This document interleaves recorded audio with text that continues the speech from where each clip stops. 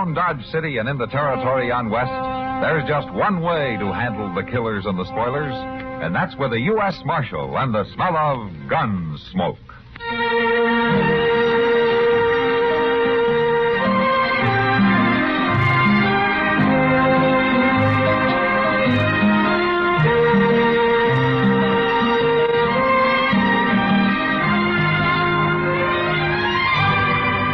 Gunsmoke, starring William Conrad.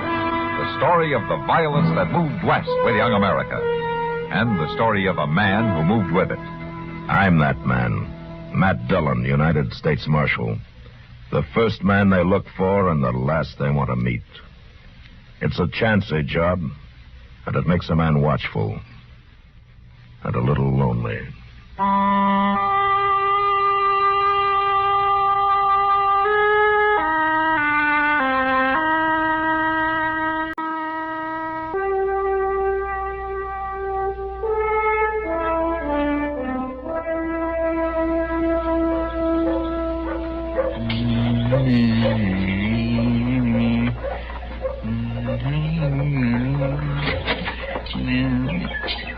Oh, you finished in there already, Mr. Dillon? Well, I just wanted to ask the agent a question, Chester. All right, I was sort of hoping you'd be a few minutes longer. Oh, do you want me to go back in? Oh, no. Of course not. I was just thinking, though, with it so near to stage time and all, I'd like to stay a little bit and see it come in. Are you expecting somebody? Well, no, it ain't that. Well, what is it, then? Well, I just like to see them stages come in, all. I get to figuring on all the miles they've come and all the folks that's rode in them and all the things that's happened. You know, Mr. Dillon, it kind of stirs a man up. Hang on to yourself, Chester, because here it comes. Oh, sure enough. Oh, ain't that a pretty sight? Oh. Well, I've seen prettier, but we might as well wait around and see who's coming in, huh? Jinkies, I enjoy that. Whoa, my.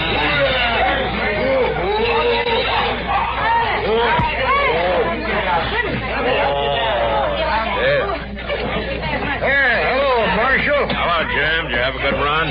Well, driving one of these rigs ain't never exactly easy, but nothing special happened. That's good. You looking for somebody? No, Chester, just sightseeing. How's that? He just likes to watch, that's all. Well, now he can just watch me tend to that baggage. I'll see you later, Marshal. Sure, Jim. Well, he don't need to act so smart about it. Pardon me, gentlemen. I'd like to ask a question. Oh, sure. What's on your mind? Billy Critt, sir, from Louisiana. I'm Matt Dillon, Critt. This is Chester Proudfoot. Pleased to meet you, Mr. Critt. Gentlemen, I was wondering if either of you could help me find a friend of mine. Well, you don't have to do no more than just tell us his name, Mr. Critt. We know just about everybody in these parts. It's not a he, it's a lady. A lady? Well, now... What's her name, Critt? Russell. Miss Kitty Russell. You happen to know her, Marshal? Know her? I just guess he does. Yeah, I know. I guess Mr. Dillon knows Miss Kitty just about as well as anybody in town. Well, I thank you, Marshal, if you tell me where I might find her. Why, we'll take you to her. She's just down the street there. Chester, will you go on down and pick up the mail and take it back to the office? Well, yeah. I'll be there directly. Well, sure. I'll do that, Mr. Dillon. But if you need any help... Yeah, we'll call you if we need any help. Thanks for your courtesy, Mr. Proudfoot. You say you can show me where to find Miss Russell, Marshal? Oh, sure. I'll take you there. Come on. You, look a little young to have known Kitty very well. She's been here in Dodge for quite a spell now. She's an old friend of the family, Marshal Dillon. Yeah. Most especially of my older sister. They grew up together. So when I started out on this trip, there was nothing for it but that I look her up. Lucy'd never forgive me. I see. Has your sister heard from Kitty lately? Why, they've kept in touch, sir. Birthdays, Christmas, things like that. You know how ladies are. Here we are, right in here. But this is a saloon, sir. Have you ever been in one before? Oh, I have no objections for myself, sir, but we're looking for a lady. Oh, come on in, Critt. I think Kitty can speak for herself.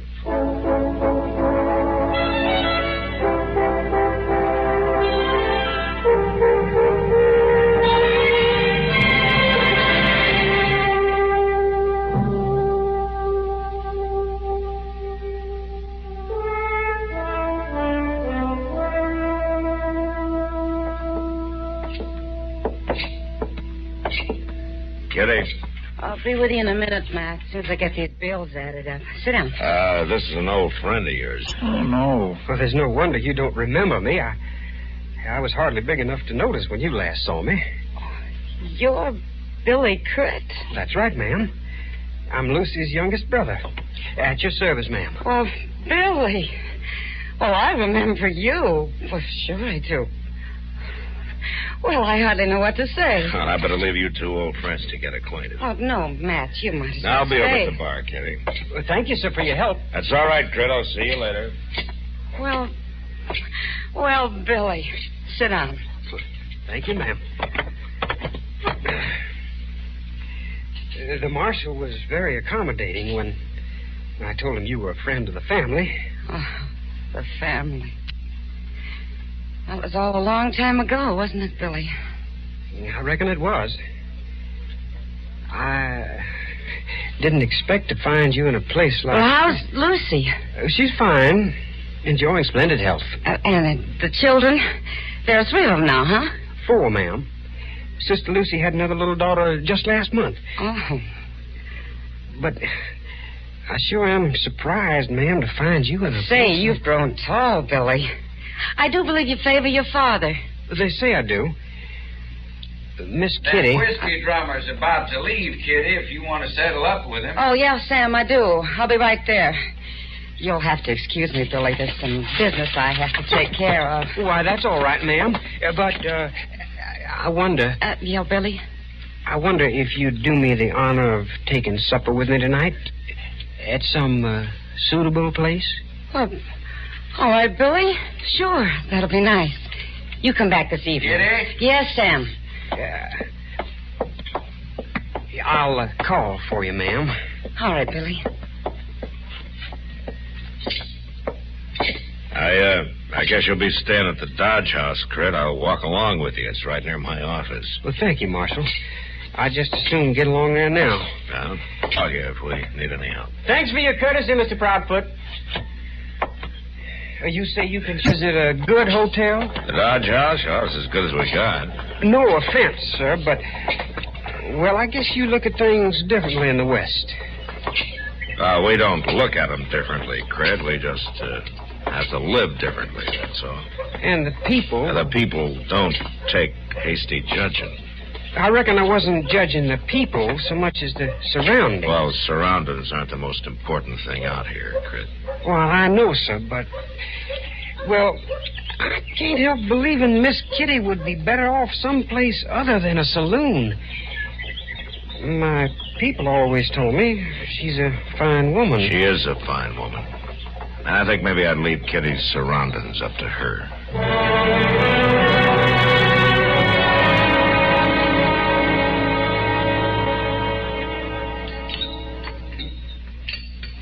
No. Sorry we haven't a better eating place to show you, Billy. It's all right, Miss Kitty. As the marshal said to me this afternoon, surroundings aren't the most important thing. Matt said that, did he? Yes, ma'am. And I can add that right now, at least, they aren't near as important as the company. Oh, thank you. Nobody's bothered to turn a compliment like that for me in a long time. Miss Kitty, I'd like to ask you something. Go right ahead, Billy. Sister Lucy, she never mentioned the kind of work you do. I don't think I ever mentioned it to her. Well, I can't help feeling, ma'am, that you'd be a lot happier if you were situated someplace else. Are you talking about the Long Branch? Yes, ma'am, I am. A saloon just isn't a suitable place for a lady. I know it isn't. Now, Billy, look here. There she is. Yeah, look at there, will you? There's Kitty. There's Kitty. You better come on back to your own place, Kitty. Come on back. Yeah. The lady is with me. We've been looking for you. Come on back to your own place, Kitty. Yeah. We drink better when you're pretty and up to the place. That's so. You go along, boys. I'm having the supper. I'll take care of this. I've told you once, the lady is with me. Now, if you don't stop bothering her, I'll be forced to take it as a personal insult. Billy. He said, well, I do believe the little fella is standing up for Kitty. Tell. I'm warning you, sir. Why, you fancy talking, young... Boys, you go on back to the Long Branch. I'll be along directly. I won't stand for them talking to you like that. Billy, sit down. Now go along, boys. Don't you think I ought to pin his ears back for him, Weave, just once? He didn't mean anything. Well, I don't know. Now you go on now. Drinks are on me. Oh, free drinks? That's what I said. Well, sure thing, Kitty. Well, we'll see you later. Sure. Come on, Weave. Sure thing. Go on, free drink. I wish you hadn't done that, Miss Kitty. You don't understand the way things are out here, Billy. They didn't mean anything. But no lady has to submit to that sort of thing. Oh, Billy, you got a lot to learn.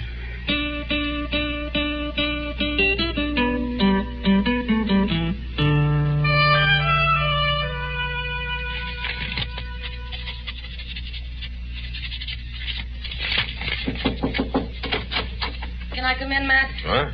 Oh, sure, Kitty. Come on in. I got one more paper to sign here. I'll be right with you. Now, what can I do for you, Kitty? It's an official visit? Well, I guess it is, Matt, in a way. I'm awful worried about that boy. Oh? Well, what's happened? Well, nothing's happened yet. At least I was able to stop it. What do you mean? Oh, last night we were having supper at Delmonico's, and Tal and Weeb came in, and they were drunk. You know how they act. Did Crit take him on? He was ready to. I managed to stop it this time. This time? Matt, that young fool's determined to defend my honor. One of these times, maybe next time, I won't be able to break it up with an offer of free drinks. You may be right, Kitty, but not much you can do. But can't you do something, Matt? Talk to him. Hurry him out of town. Kitty, use your head. I can't do that. The boy hasn't done anything. Nothing's happened. And you're just going to sit around and wait till it does? Now, I don't want trouble any more than you do, Kitty, but the boy has to grow up sometime. You men have a fine idea what's grown up. Just settle it with a gun. Just shoot somebody, anybody. That's growing up in this town. Kitty, will you listen to me? I know it's hard for you, but that doesn't change the way things are. I'll do what I can. I'll talk to him, but I can't... You can't take his gun away. All right, Matt. I only hope he doesn't grow up just in time to get himself killed.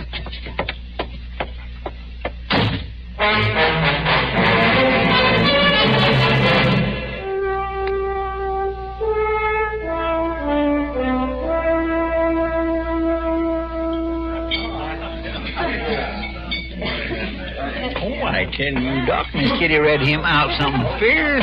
She did? Yeah, well, what were you doing there, Chester? Eavesdropping, huh? No, Doc, but I was in the back room there when Miss Kitty come in, and there wasn't no way for me to come out once she started going on, Mr. Dillon. And there wasn't no way for me to keep him hearing, neither. Oh, yeah, that's right. She really gave Matt a hard time, did she? Oh, mercy, yes, she did for a fact. Like she told him... She said I was too hard on him. Well, Kitty. Oh, yes. Well, now, Kitty, now you've got to realize, now, Matt has a job to do. Yes, he has, and a tough job. Now, he can't take time to nursemaid every young pup who comes to town. Oh, you men are all alike. Just leave him alone. Give him a gun and leave him alone. It'll all be settled one way or another. Miss Kitty, Billy coming in. I was afraid he would. Well, I'll steer him away from the bar. Maybe that'll keep trouble away for a little while. Billy? Hello, Billy. Good afternoon, Miss Kitty. Come on over here and sit down, huh? Thank you. I trust you spent a comfortable night. Oh, yeah, Billy. Yeah, thank you. Miss Kitty, I've come to tell you goodbye. Huh? I've decided to cut short my visit. Oh. Well, Billy, it was nice to see you. Now, you be sure to give Lucy my love, huh? I surely will do that, ma'am. Yeah. Well, when are you leaving? Right away, ma'am. Well, you might as well go now while the weather's even. It's real hard traveling when it's stormy. There he is now. The gent with the fancy talk. Tal, you go along now. You had something to say to me, sir? Well, now, I don't know. I don't know if you'll still be hiding behind the gal's skirts again. That's insulting, sir. Chester, go get Matt. Yes, I will, Miss Kitty. If it's so insulting, what do you aim to do about it? I'm inviting you out into the street with me, sir, right now. Billy, Tal, you stop this right now. Not this time, Miss Kitty. Did you hear me, sir? Will you step outside with me? You mean you really know how to use that gun you're wearing? I know how to use it. If you are not afraid. You young smart aleck. I'm waiting. Doc? Yes, look here, Tal, now. This is a pretty foolish thing to do, starting a gunfight over nothing. I can't help it, Doc. This kid has a chip on his shoulder 10 feet high. And somebody has to knock it off. Might as well be me. Well, he's just a youngster, Tal. Now, he doesn't understand. He might as well do his growing up right now.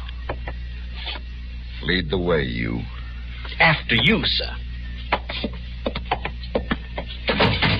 All right, hold it. Everybody stay right here. This is an affair of honor, Marshal. You have no right to interfere. I'm interfering anyway. Now, give me your gun, Crit. No, Marshal. You... Give it back. I'll give it back when you leave town. All right, Tal. Go on, get out of here. Now, wait. Go on, before I let you cool off in jail. Now, go on.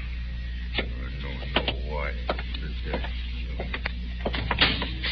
Well, this is very humiliating for a gentleman.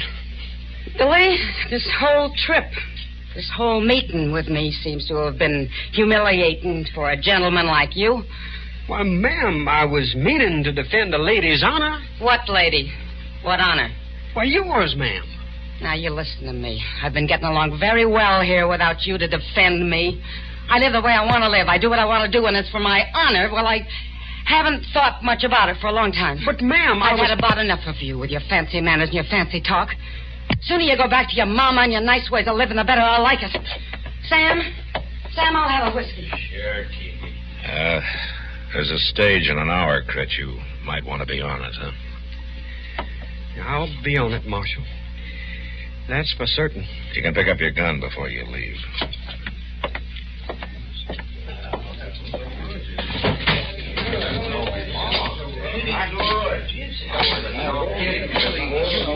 You were pretty hard on him, Kitty. And pretty hard on yourself, too. Yeah, I was. It settled it, didn't it? I guess it isn't the first time a woman's had to be hard on herself to keep a man out of trouble. Has he gone? Yeah, he's taking the stage. That's good. Oh, well, Matt. Come on. I'll buy you a drink. Well, you think I'm grown up enough? Guess I'm going to have to let you decide that.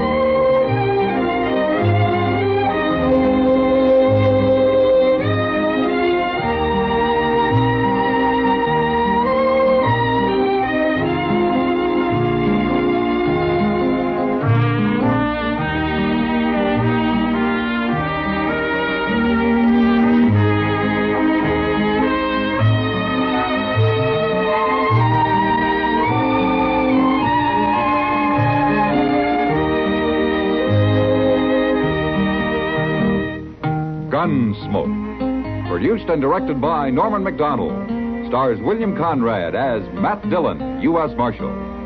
Featured in the cast were Parley Bear as Chester, Howard McNear as Doc, and Georgia Ellis as Kitty. George Walsh speaking. Join us again next week for another specially transcribed story on Gunsmoke. This is the United States Armed Forces Radio and Television Service.